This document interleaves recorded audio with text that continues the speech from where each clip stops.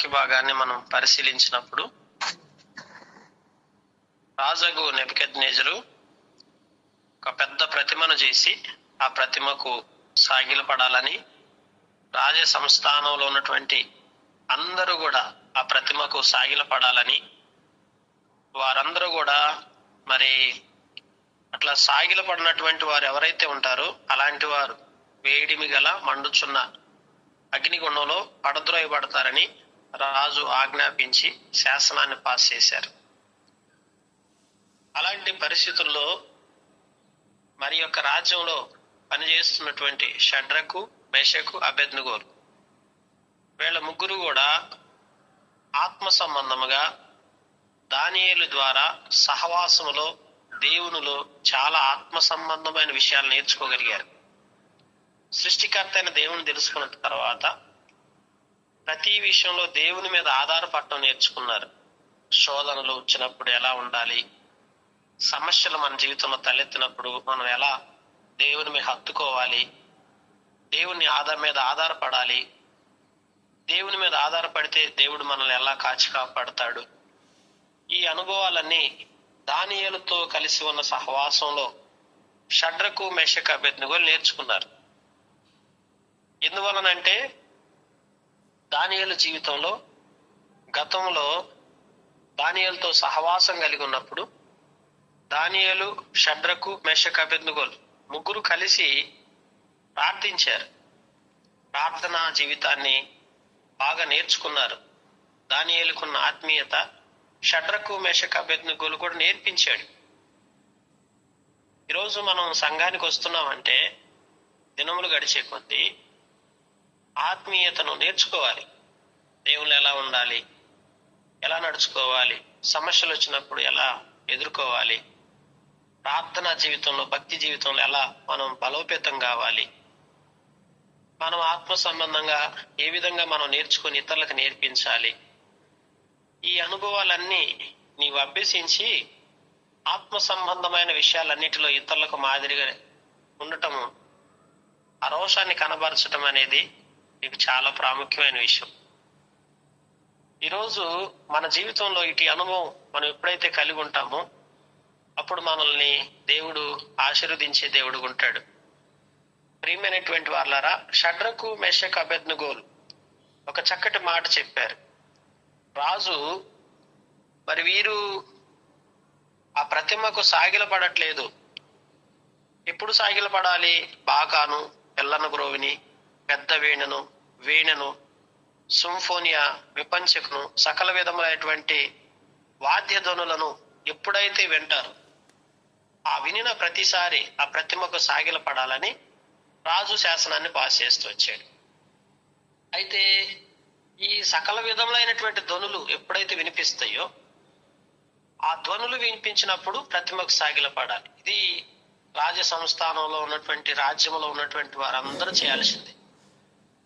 అయితే షడ్రకు, మేషకు, అబేద్నెగోలు రోషము గలవారై జీవము గల దేవుని తెలుసుకున్న తర్వాత మనం వాటికి సాగిలపడాల్సిన అవసరం లేదు, ఎందుకంటే సృష్టికర్త అయిన దేవుడు ఒక్కడే అని నమ్మి ఉన్నారు. కాబట్టి వారు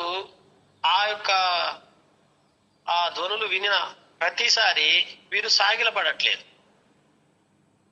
ఈ వార్తని రాజు సముఖానికి తీసుకెళ్ళినప్పుడు రాజు వారిని పిలిపించి ఏమడుగుతూ వచ్చాడంటే, నా చేతిలో నుండి మిమ్మల్ని విడిపింపగల దేవుడు ఎక్కడున్నాడు? నా చేతిలో నుంచి మిమ్మల్ని విడిపించగలిగినటువంటి దేవుడు ఎవరైనా ఉన్నారా ఈ భూమి మీద? ఇలాగ నిజంగా మనల్ని శత్రువు చేతిలో నుంచి విడిపించగలిగిన దేవుడు ఉన్నాడని మనం చాలాసార్లు మర్చిపోతాం. ఈ జీవితంలో ఒక శోధన వచ్చింది, ఇంకెవరు విడిపిస్తారు? అది భయంకరమైన శోధన, అది చాలా పెద్ద సమస్య. అయితే ఎందుకు కృంగిపోతావు? ఎందుకు అంత నిరాశలోకి వెళ్ళిపోతావు? సమస్యలు రాకుండా ఉంటాయా విశ్వాస జీవితంలో? దేవుని ఎరిగిన తర్వాత ఏ శోధనలు, ఏ అవరోధాలు, ఏ సమస్యలు తలెత్తకుండా ఎలా ఉంటాయి? శత్రువు ఎన్నో శోధన తీసుకొస్తుంది. షడ్రకు, మేషకు, అబేద్నెగోలకు శోధన తీసుకొచ్చిన శత్రు సాతాను ఈరోజు నీ జీవితంలో కూడా అదే తీసుకొస్తుంది. భక్తిని కొనసాగించడం అంటే లోకము నుండి ఏ శోధన ఎదిరింపు లేకుండా భక్తి జీవితాన్ని ఎప్పటికీ మనం కొనసాగించలేం. దేవుని బిడ్డలారా, ఆలోచించండి. కనుక ఈ అనుభవం మనం చూస్తూ వచ్చినప్పుడు ఈ యొక్క విషయంలో మనం ఎంతో ఆత్మీయతను నేర్చుకోవాల్సినటువంటి వారు ఉన్నాం. షడ్రకు మెషకు అబేద్నెగోల విషయంలో అపవాది శోధన ఎప్పుడైతే షడ్రకు మెషకు అబేద్నెగోల జీవితంలో వచ్చిందో అప్పుడే షడ్రకు మెషకు అబేద్నెగోలు వెంటనే చెప్పారు సమాధానం. చూడండి, ఏం సమాధానం చెప్పారు తెలుసా? నా చేతిలో నుండి మిమ్మల్ని విడిపింపగల దేవుడు ఎక్కడున్నాడు అని సాతాను ప్రశ్న వేస్తే, అపవాది సంబంధమైన ప్రశ్న మనుషుల్లోంచి తలెత్తినప్పుడు ఏంటున్నారు తెలుసా? వెంటనే నెబుకద్నెజరు పేరు పెట్టి చెప్తున్నారు, ఇందును గూర్చి నీకు ప్రత్యుత్తరం ఇవ్వాలన్న చింత మాకు లేదు. ఎలా పిలుస్తున్నారు? ఎందుకు ఇలా పిలిచారు? రాజా అని పిలవాల్సినటువంటి వారు మీరు పలు సందర్భాలు చూడండి, రాజా అని ఉంటది, రాజా ఇందును గూర్చి. కానీ ఇక్కడ మీరు గమనిస్తే పరిశుద్ధాత్మ దేవుడు నెబుకద్నెజరు అని పేరు పెట్టి పిలిచారు. తప్పు లేదండి. దేవుడు ఆత్మీయత లేని వారిని గౌరవప్రదంగా చూడలేము. దేవుడు ఎప్పుడు కూడా ఆత్మీయతను బట్టే మనిషి గౌరవం పెంపొందుతుంది. నీ పరిశుద్ధ జీవితం నీకు గౌరవాన్ని తీసుకొస్తుంది. నీవు కలిగి ఉండే ప్రవర్తన, నీవు నడిచే తీరు, నీ మాటలు, నీ ఆలోచనలు, నీ పద్ధతి, నీ క్రమం మారినంత వరకు నీకు గౌరవం పెరగదు. అపవాది దుష్టుని చేతిలో నువ్వు ఉన్నంత వరకు నీవు గౌరవాన్ని పొందుకోలేవు. ఇప్పుడు నెబుకద్నెజరు అని షడ్రకు మెషకు అబేద్నెగోలు ఎందుకు పిలుస్తూ వచ్చారు? గౌరవం లేకుండా మాట్లాడుతున్నట్టుంది కదా ఈ పదం. ఎందుకంటే అతని విధానం అట్లుంది. అయితే ఇక్కడ ఇందును గూర్చిన నీకు చింత మాకు అసలు లేదు. ఈరోజు మనకి ఎంత చింత అండి. ఇంత పెద్ద శోధన వస్తే చింతలేని మానవుడు ఎవరు ఉంటారా? పైగా అక్కడ చెప్తుంది ఎవరు? రాజు. మీరు ఈ యొక్క చిన్న పొరపాటు ఏదైతే ప్రతిమ్మకు పూజించకుండా ఏదైతే మీరు పొరపాటు చేస్తున్నారో ఆ పొరపాటుకు శిక్ష ఏంటో తెలుసా? మండుచున్న వేడిమి గల అగ్నిగుండంలో పడతారని. ఇది ఎంత పెద్ద శోధన!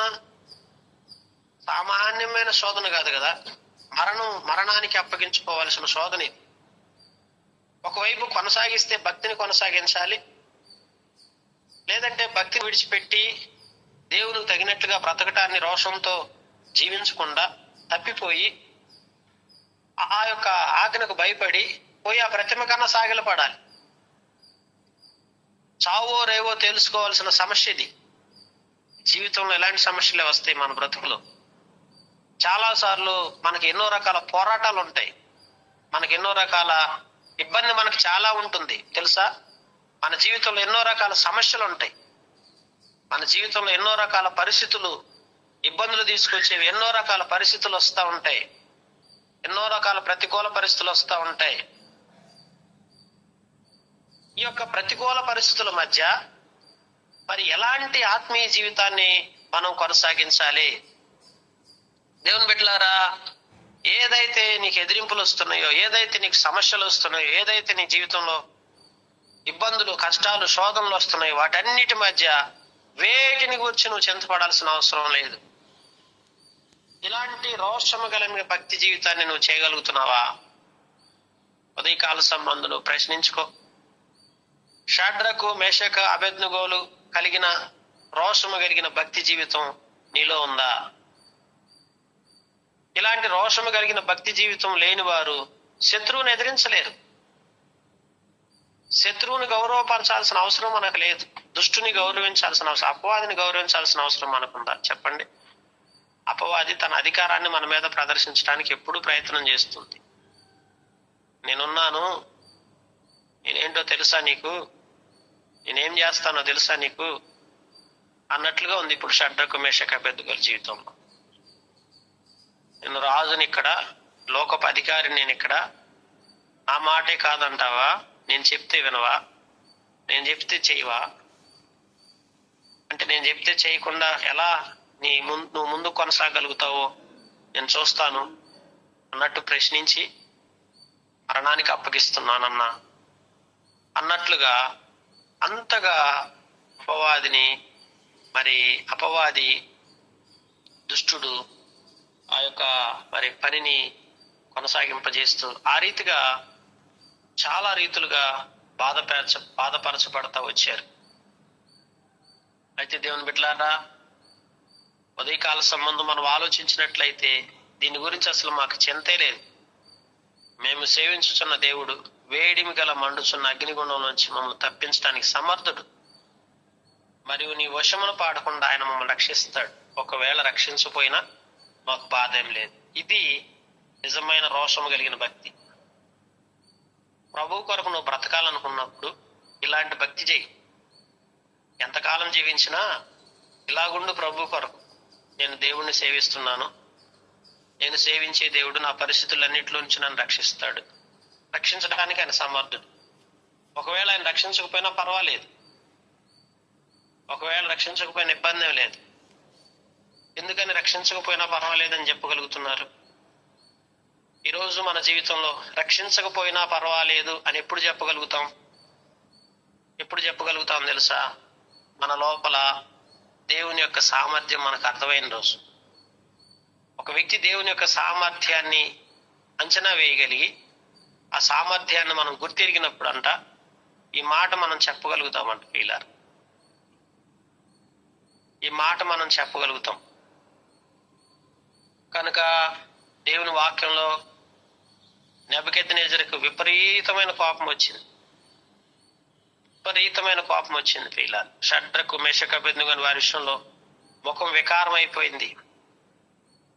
ఆయన ముఖం వికారమైంది, ఆయన కోపం వచ్చేసింది బాగా.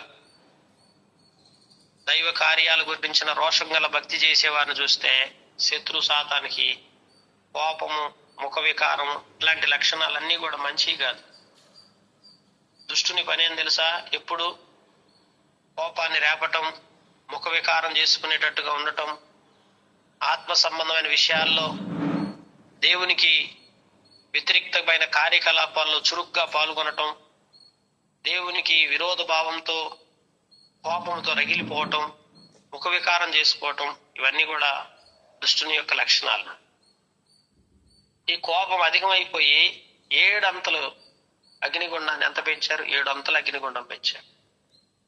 7 times ఇంక్రీజ్ అయిపోయింది మంటలు. 7 అంతల మంట. వాస్తవికంగా వీళ్ళ మంటల్లోకి తీసుకెళ్ళటానికి 7 అంతల మంటను పెంచి ఆజ్ఞాపించినప్పుడు ఆ 7 అంతల మంటను పెంచితే ఆ మంటల్లో బలిష్ఠులలో కొందరిని పిలువనంపించి వారిని లోపల వేయటానికి ప్రయత్నం చేశారంట. ఆజ్ఞాపించారు. వారు అంగీని, నిలువటంగిని, పై వస్త్రాలు తీయకుండానే ఉన్నపాటునే, వస్త్రాలు తీయకుండా ఉన్నపాటును తీసుకెళ్లిపోయి మండుచున్న అగ్నిగుండంలో పడేశారు. ఇది ఇలాగే ఉంటుంది మన జీవితం. రేపటి దినము పాపములో, దుష్టత్వంలో మనం బ్రతుకుతున్నప్పుడు ఏ నెబుకద్నెజరు అయితే ఇప్పుడు వీరిని తీసుకెళ్లి అగ్నిగుండంలో పడేశాడో అదే నెబుకద్నెజరు అదే విధంగా రేపు నిజమైన అగ్నిగుండం ఉంది మన కొరకు. అగ్నిగుండంలో పడేస్తున్నప్పుడు ఎంత విచారపడతాడో చూడండి. ఈ రోజున ఈ ముగ్గురు ఒకటే ధైర్యం, బ్రతికితే ప్రభు కొరకు బ్రతుకుదాం, రోషం గల భక్తి చేద్దాం, ఉన్నంతకాలం ప్రభు కొరకు జీవిద్దాం అనే భక్తిని వారు కొనసాగించారు. అందుకే వారి జీవితంలో చాలా శ్రేష్టమైనటువంటి అనుభవంలో నిలవగలుగుతూ వచ్చారు.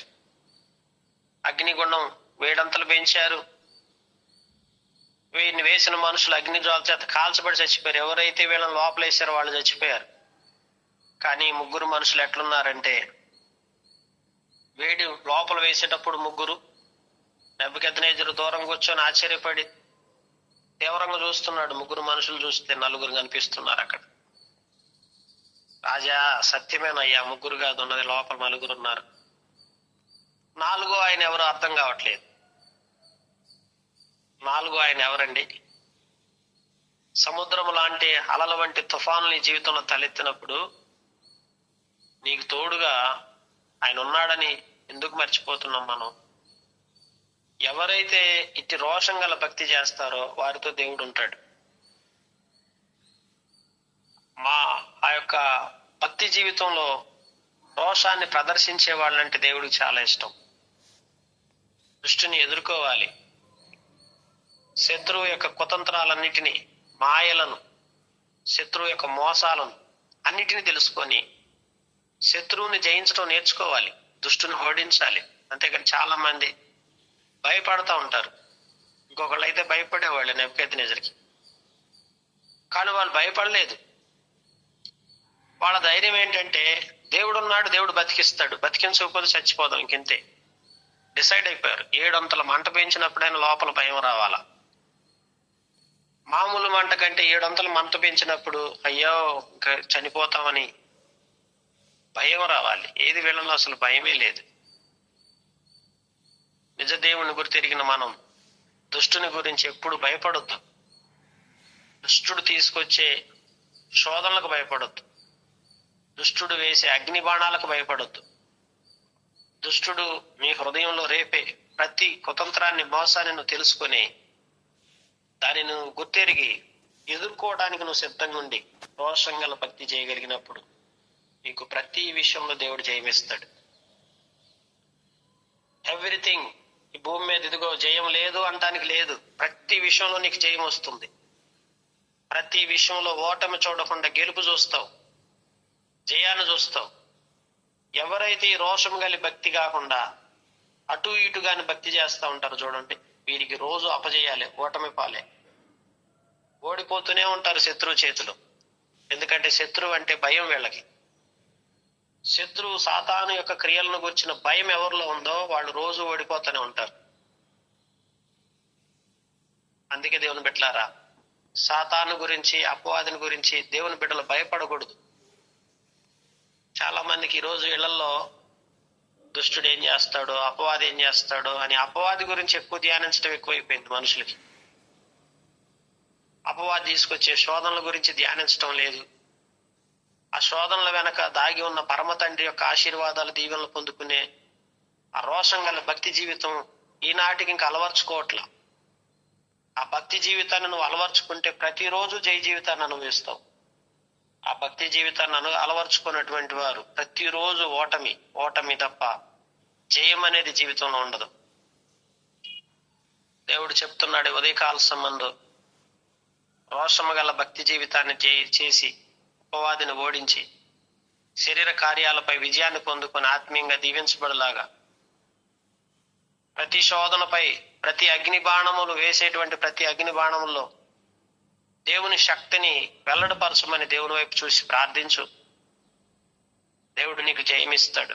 ఎల్లవేళలా, అన్ని సమయాల్లో, అన్ని పరిస్థితుల్లో, అది ఏదైనా సరే దేవుడు నీకు జయమిస్తాడు. ప్రియమైనటువంటి దేవుని బిడ్డలారా, అలాగూ మన జీవితాన్ని కొనసాగించులాగా దేవుడి మాటలు దీవించి మన గ్రహింపులో తీసుకొచ్చి మనకు సహాయం చేయనుగాక.